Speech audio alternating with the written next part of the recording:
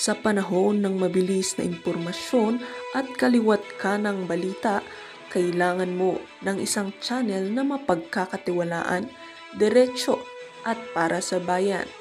Ito ang Balitang Pambansa, ang iyong bagong tahanan ng mainit na issue, tunay na impormasyon at mga balitang hindi mo dapat palampasin. Mula sa mga trending na kaganapan sa social media hanggang sa mga seryosong isyong pambansa, bantay kami sa bawat sulok ng bansa para sa iyo. Hindi lang basta chismis, kundi validated news, mga impormasyon na may batayan at mga kwento ng tunay na buhay Pilipino. At kung gusto mong laging nauuna sa kaalaman, huwag kalimutang mag-like, mag-share at higit sa lahat, mag-subscribe. Dahil sa Balitang Pambansa, balita mo, boses mo, bayan natin ito.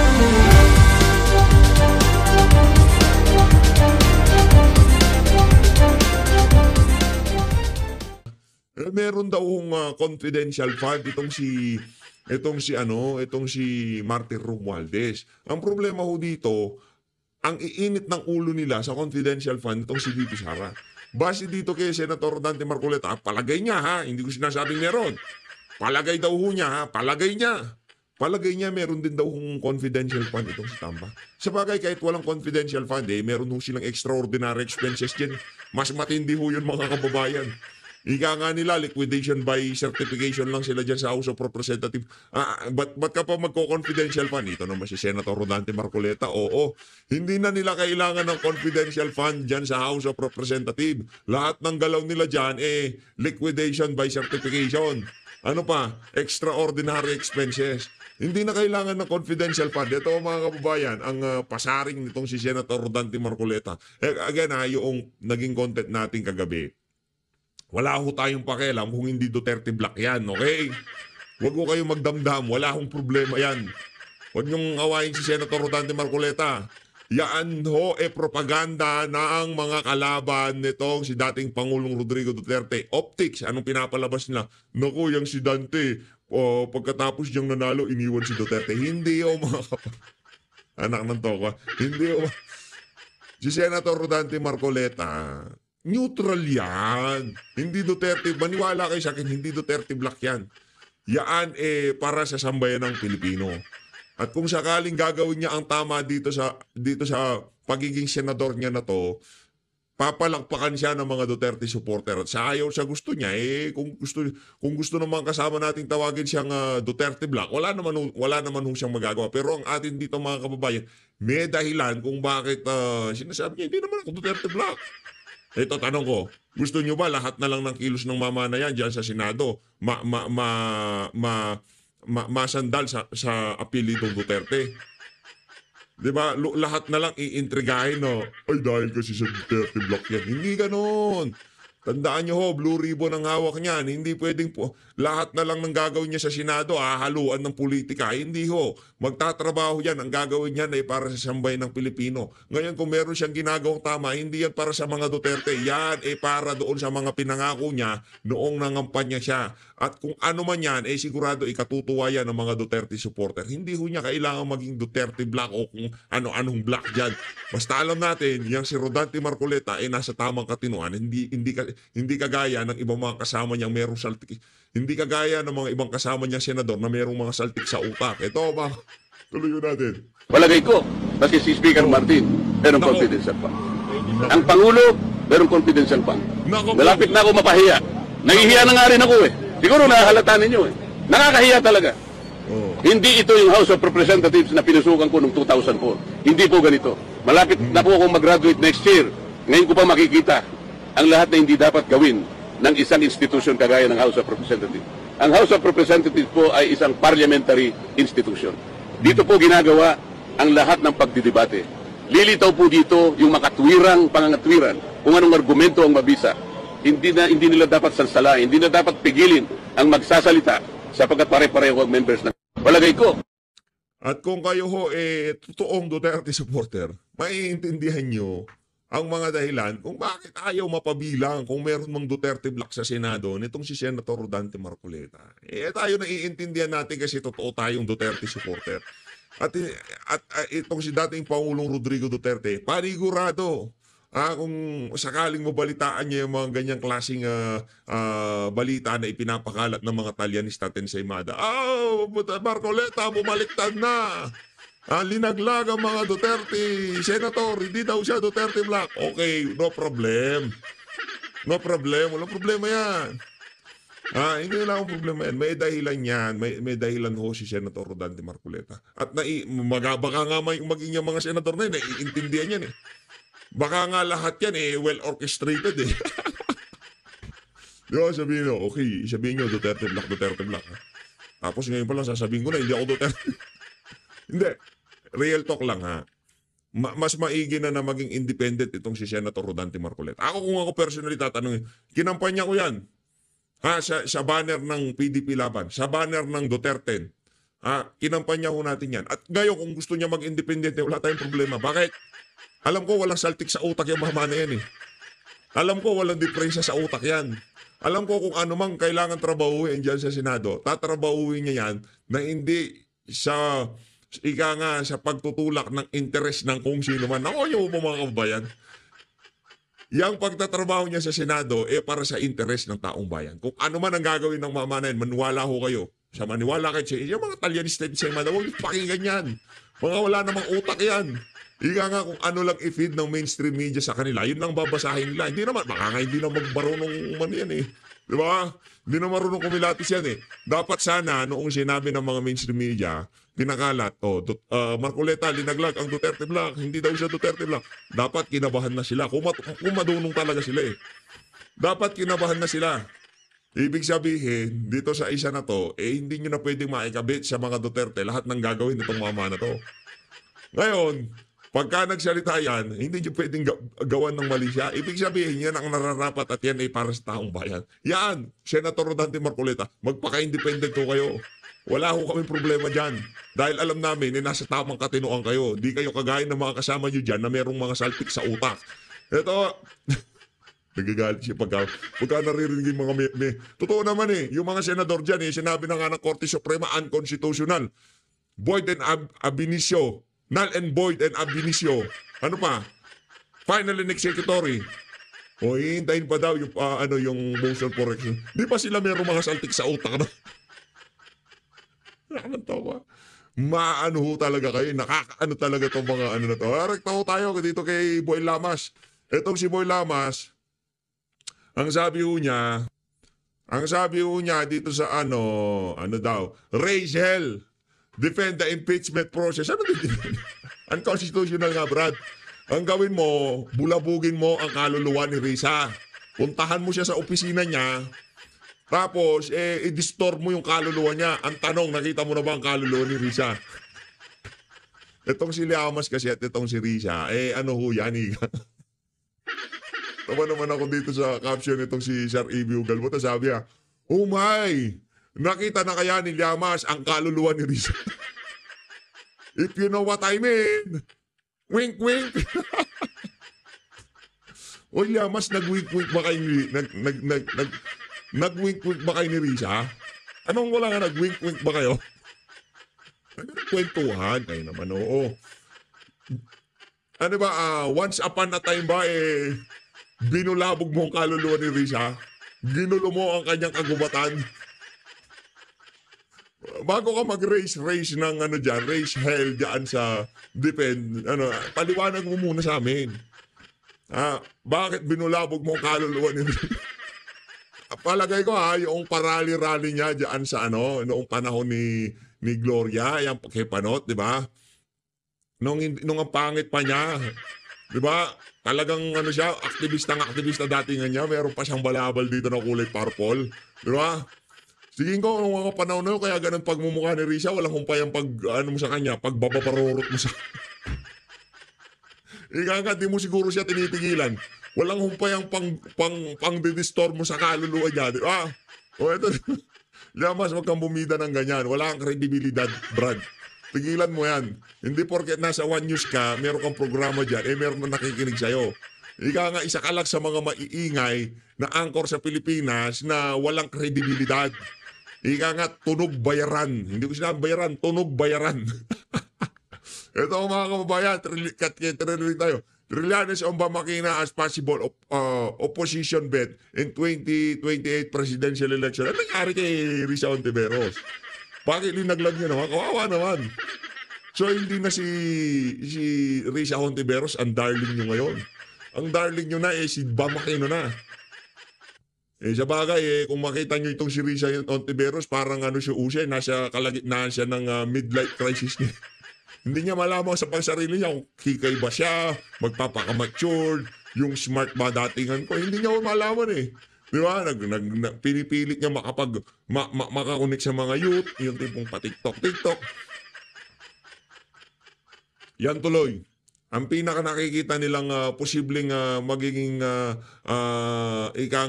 kandidato nila sa pagka-presidente sa 2020. Di nila nakikita si Risa kasi ang dating sa iba, sa mga kasama natin sa social media, nababasa natin, para daw siyang luka-luka. Sinabi luka-luka, parang yung mga nakakakita sa mga pinagagawa niya sa social media, parang daw siyang luka-luka. Ito, rekta na ho tayo dito sa ating, ito ang totoong legal expert. Dito tayo sa totoong legal expert. Ito yung totoong legal luminary. Dito kay Attorney Matt. Ito, Attorney Matt. Matt, magandang umaga. Welcome to ASPN. Good morning po, Attorney Matt. Good morning, Ma'am Mali, Ma'am Pat. Magandang umaga din sa ating mga televiewers. Ayan. Thank you for joining us this morning, Attorney Matt. Dahil gusto nga natin medyo himayin nga itong naging desisyon ng Korte Suprema patungkol po sa impeachment complaint na inihain po laban kay Vice President Sara Duterte. Sinabi pong unconstitutional, null and void. Therefore, itong ating Senado did not acquire jurisdiction over the fourth impeachment complaint. Kahapon po ang banner headlines po ng ating mga pahayagan, itong ating House, yung mababang kapulungan, ay nakikiusap po sa Senado na maghintay naman sana na sila po ay makapaghain at nagbabalak po sila na maghain ng motion for reconsideration which has yet to be filed by the House of Representatives, and they have until August 10 to file the MR. So sabi ng Senado, hintayin nyo naman muna yung aming paghain ng MR. Hayaan nyo naman na itong mababang kapulungan. Let us exhaust all the legal remedies before taking a vote. Alam naman po natin sa August 6 kasi ang Senado po is set to convene as an impeachment court. At mukhang pagdidesisyonan ng ating mga senador whether to continue or not, kung lilitisin pa, based of course, dito sa kung tatalima sila dito po sa kautusan ng Korte Suprema. So based on the timing nito, pag-usapan nga natin, Attorney Matt, kasi as of now parang apila yung sa mababang kapulungan So ano po ba para sa inyo ang tama pong mangyari? Kailangan bang yung ating Senado ay hintayin muna na yun nga, to exhaust the legal remedies that the House of Representatives have para lamang po masabi na nagkaroon ng nasunod yung kanilang constitutional mandate to initiate ito pong any impeachment complaint against an impeachable official. Attorney Matt. Okay. Kung sa mga nakabasa doon sa desisyon ng ating Korte Suprema sa Duterte versus House of Representatives, klarong-klaro po yung nandoon sa dispositive portion. If I'm not mistaken, nasa page 96 yun, na the decision is immediately executory. So anong ibig sabihin po niyan kung immediately executory yung decision? Nako. Ang ibig sabihin niyan para doon sa mga legal luminary nitong si Soto, hindi dapat sundin. Okay lang na hindi sundin. Yung legal and executory, dating naman sa House of Representatives, mag-execute ng motion for reconsideration. Yun ang kanilang understanding dyan. Dapat i-implement siya immediately. Wala nang hintay-hintay. So regardless kung magpa-file sila ng motion for reconsideration, yung kautusan ng Korte Suprema na yung decision nila ay magiging immediately executory, hindi maantala nitong pagpa-file ng motion for reconsideration tulad ng mga ordinaryong cases. So, Attorney Matt, parang nagiging very muddled na talaga ito naging Supreme Court decision kasi ang IBP... Mali yun. Attorney Matt, hindi ka lockdown legal luminary. Pinapakinggan kasi ni Soto yung mga lockdown legal luminary, yung mga gumraduate na abogado ng panahon ng lockdown. Yun ang pinakikinggan niya. Pero mali yan. Ang ibig sabihin ng final and executory, okay lang na hindi sundin na Senado. Yun. Basically, dun sa legal luminary ni Soto. Sa House of Representatives, final and executory, mag-file ng MR. Yun. Kayo naman, siyempre, di ba, ayan. Hindi, joke lang. Yan dapat ang mga ini-interview. Yung mga abogado na walang kargado, hindi yung tipong, ay, abogado yan, affiliated yan sa Duterte. May bias yan. Kunyari, si Topacio ang in-interview dyan. Sasabihin ko, may bias yan kasi Topacio yan eh. Kaya tagapagsalita yan ng impeachment ni VP Sara ng PDP laban di ba? Pero dito, iba to. Hindi natin kilala si Atty. Matt. Hindi natin kilala Matt. Yung kilala nating Matt, makulit. Pero ito, matalino to, magaling to.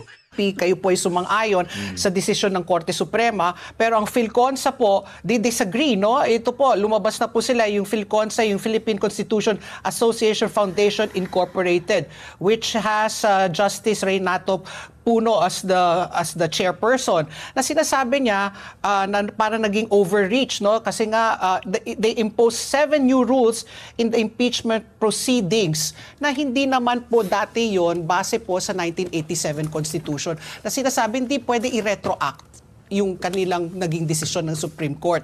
So when you have these two bodies, the IBP and itong PhilConsa, who are both disagreeing, and then the House of Representatives also, who's going to file a motion for reconsideration, what happens now? Ganito po. Yung actually the IBP Board of Governors agreed with the decision of the Supreme Court. Yeah. So ang ganito kasi, sino ba ang may kapangyarihan na mag-interpret at sabihin sa atin kung ano ba ang dapat pagbasa ng ating konstitusyon? Ang Supreme Court lamang. Legal experts, former justices, anybody who can read can have their own opinion on the matter. Pero Supreme Court lang yung may mandato na mag-interpret kung ano bang ibig sabihin nung laman ng ating saligang batas.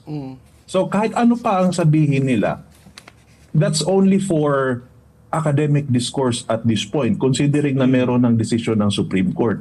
Kung anong sinabi ng Supreme Court, we are bound by it. Kasi nga wala nang mas mataas na korte sa kanila. Hindi! Mali na naman tong si Atty. Matt. Meron pa! Wala nang mas tataas pa sa impeachment trial court. Yan ang sinasabi ng mga senador na mayroong saltik sa utak.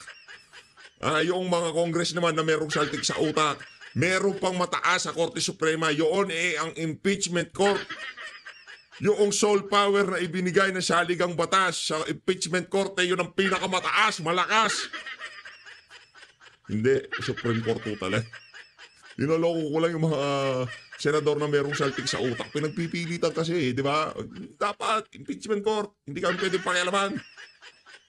Kakapal ng mukha, no? And itong mga bodies na ito, itong mga organizations, itong mga nagdi-dissent sa decision ng Supreme Court, they are not even party to the case. And there is a proper way to contest or to argue against the decision of a court. Tama yung gagawin ng House of Representatives by filing a motion for reconsideration. Pero yung Supreme Court, hindi pwede na susunod sila kung ano yung sentimento na nakikita sa labas ng Korte Suprema. Kasi nga meron tayong rules of procedure na dapat sinutunod. Attorney Matt, was there ever a time, meron bang judicial precedent na the Supreme Court reversed itself? Yes. Yung decisions of the Supreme Court are binding sa lower courts and to everybody or anybody who is part of that case. Matagal nang established yan. Nakalagay po yan sa ating civil code particularly Article 8, that decisions of the Supreme Court form part of our legal system. And kung merong kasong na-decide ang Supreme Court nung years back, it doesn't mean that is an ironclad rule. The Supreme Court can reverse itself in the appropriate case.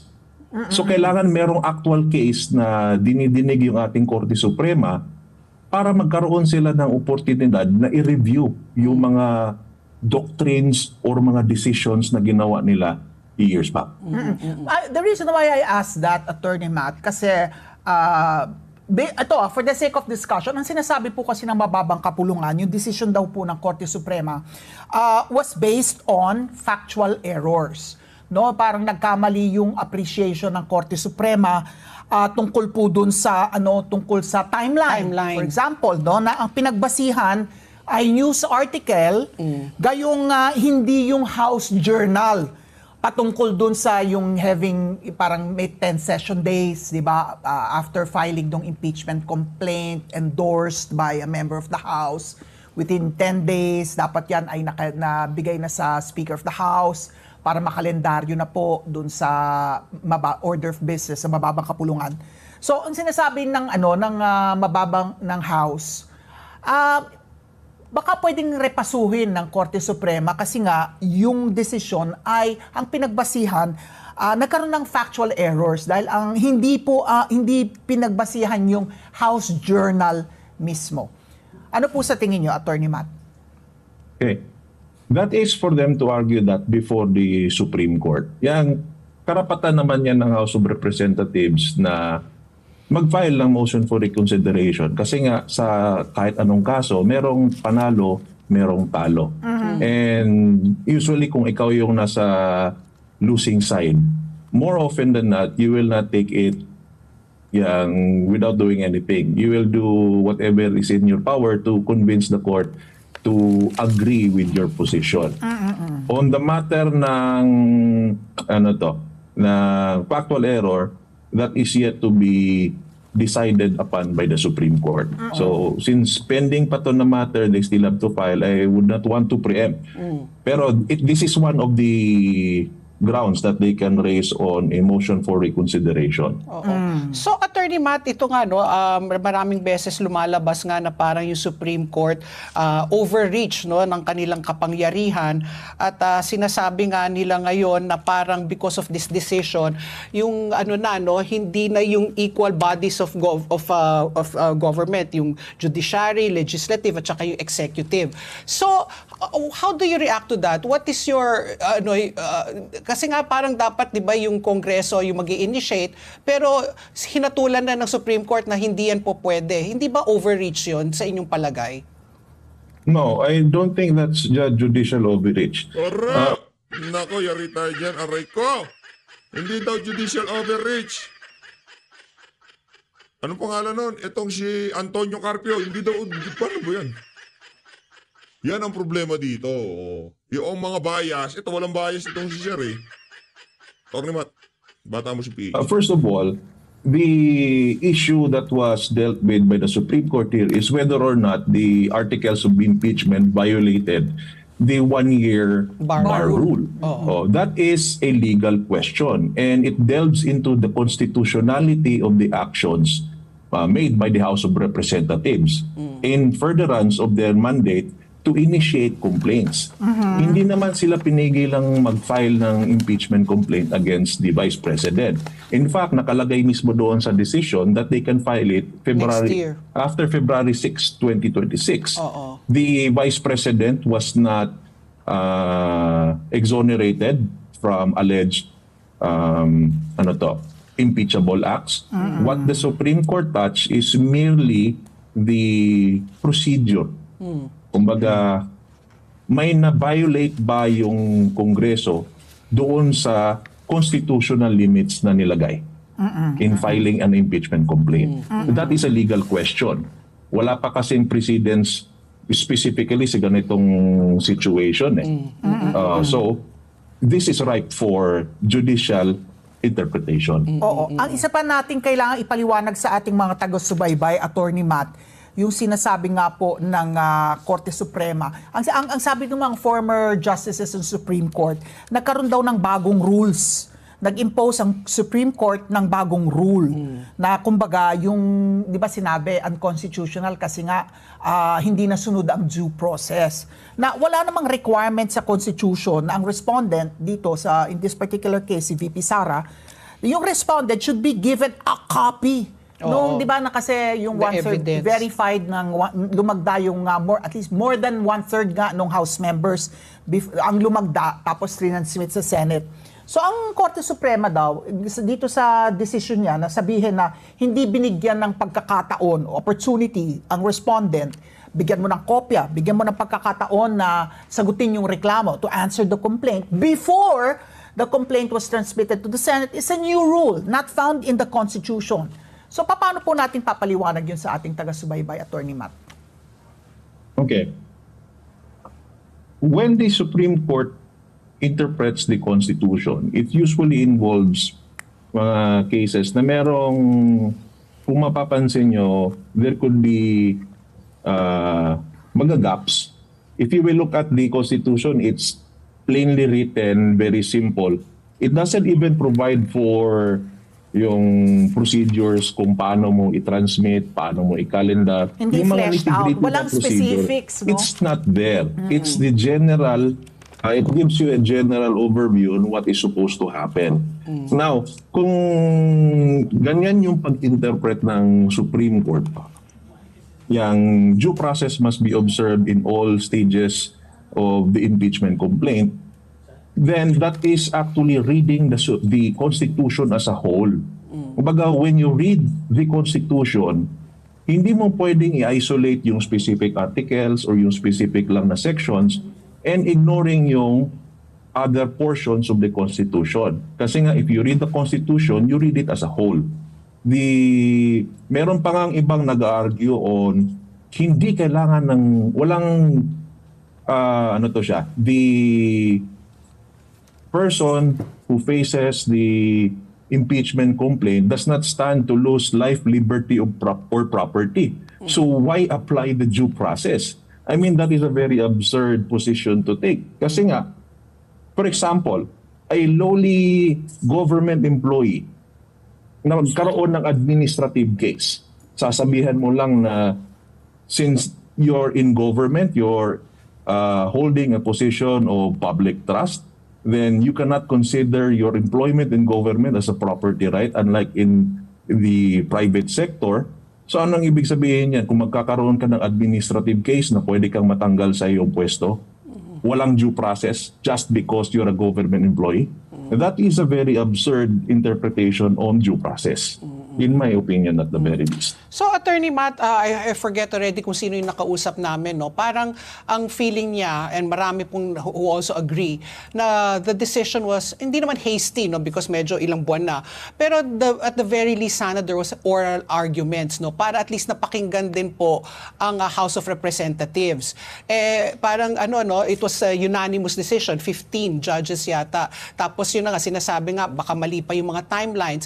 Yung pagririnig, yung oral discussion, at least among themselves, and then they could have called resource persons to shed light on it. Wasn't that also remiss on the part of the Supreme Court? No, I don't think so. When we talk about due process, it is plainly the opportunity to be heard. Very clear naman yung ginawa ng Supreme Court that the House of Representatives was given an order to respond to the petition, and they are also asked to deliver certain pieces of information for the court's consideration. That is in furtherance of due process. Now, whether or not oral arguments is a necessity, it is up for the discretion of the Supreme Court. Hindi kasi yan siya mandatory. It's up to, maraming cases before the Supreme Court are decided even without oral arguments. And if you have witnessed or observed itong mga oral argumentation before the Supreme Court, these arguments are just placed back in their memorandum anyway. So, considering that this is a case of, there is already, kung titingnan natin yung timeline, na-file na kasi yung, yung impeachment or articles of impeachment before the Senate. And there is merong sense of urgency, kumbaga. Now, if you will look at if you will set oral arguments for the case, bibigyan mo ng chance lahat ng parties. You have the petitioners, dalawang group ng petitioners, may dalawang petition tayong pinag-uusapan. Yung mga respondents sasagot. Yung mga petitioners, magkakaroon din sila ng oral argumentation. And that can span months. And by that time, kung hindi mag-issue ang Korte Suprema ng TRO, the impeachment proceedings could already have concluded, making everything moot and academic. So, ano kasi recently naglabas na rin, I think it was Senator Jinggoy Estrada Jose, mga 19 to 20 senators ang killing nila is tumalima, no, sundin yung decision ng Korte Suprema. And we know naman kasi ang impeachment political exercise, di ba? Had it been different na iba yung constitution nung 24 na senador natin, na mas marami kasi ngayon yung allied with Vice President Sara Duterte, and makikita nga natin na sundin na lang natin yung decision ng Korte Suprema na pag-uusapan dati, na which I think is already a moot point at this point in time, na yung Senate, yung upper house of the Congress, being a co-equal branch of government, ay has the choice na hindi tumalima doon sa decision po ng Korte Suprema? Attorney Matt? Hindi po. Kasi when it comes to matters of what is constitutional or unconstitutional, the Supreme Court is the only institution that is given that power under our Constitution. So ngayon, kung sasabihin mo wag sundin ng Korte Suprema, then that would pose a very dangerous precedent because it effectively undermines the system of checks and balances in our Constitution. Isa pa, kung hindi mo susundin kung ano yung desisyon ng isang korte, then ang iisipin ng ordinaryong tao, anong silbi ng korte kung pwede namang hindi sundin? So it will weaken. Nakakatakot pala yung gustong mangyari nung lockdown legal luminary nitong si Soto.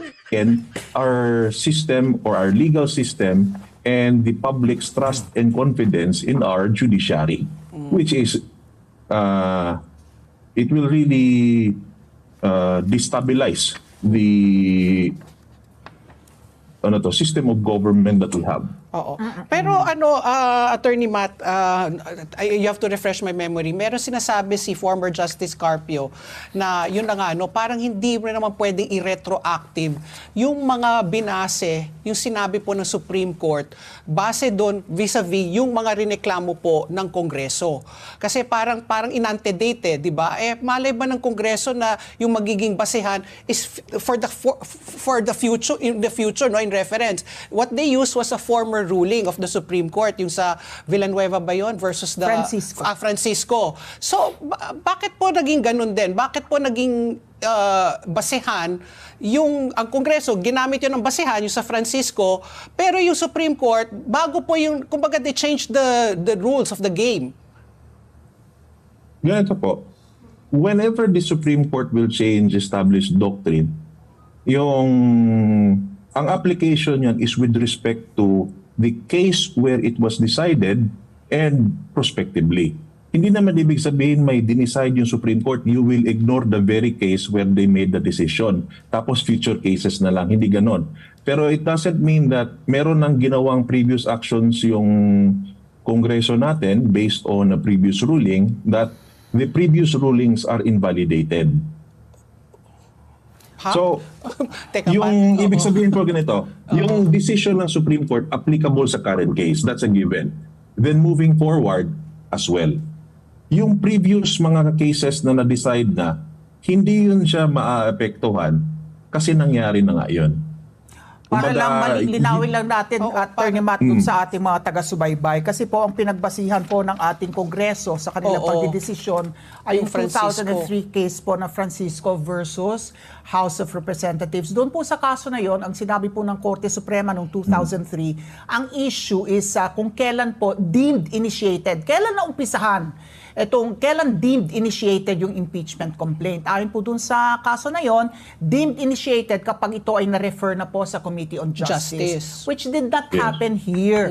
Dito po sa impeachment complaint laban po kay Walang galat sa mga reporter, ha? VP Sara, yung tatlong naunang impeachment Aray complaints ko. Hindi filed umabot. last December, tatlo po yun. Ang Aray ko. ang pinagbasihan po ng ating mababang kupulungan, yung ating mga congressmen, ay yung 2003 Francisco versus yung kaso na yon.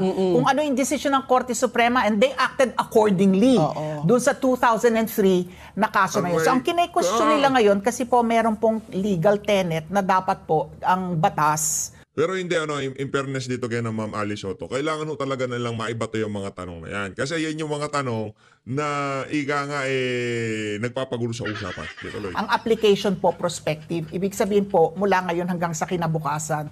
So hindi daw makatarungan na ito retroactive mo i-apply ngayon. Itong linabas na desisyon ng Korte Suprema ngayon, hindi mo pwede apply retroactively kasi yung hindi makatarungan kasi yung Yun mga ang congressmen pinagbasehan. natin acted according to the 2003 case. Supreme Court decision Oo.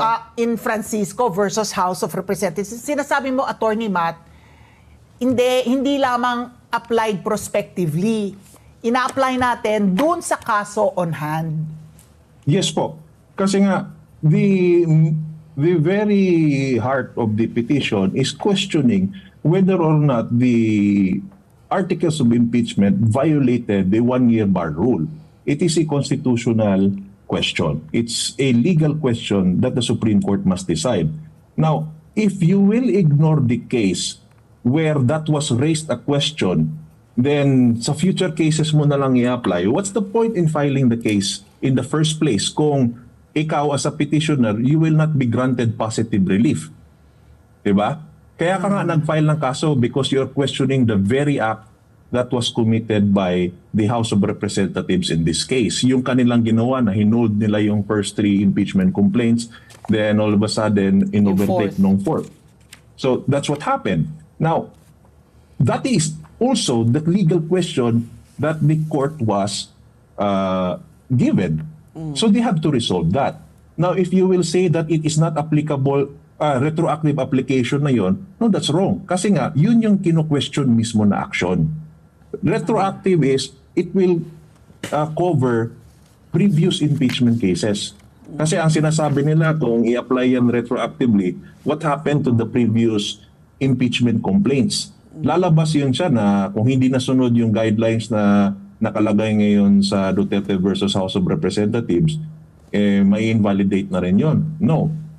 When you say prospective application, it has to include yung current case. The case at Hindi hand. mo pwede i-ignore yan. Then yung future cases na lang siya mag-a-apply. So yung ang nangyari nga nung December dito po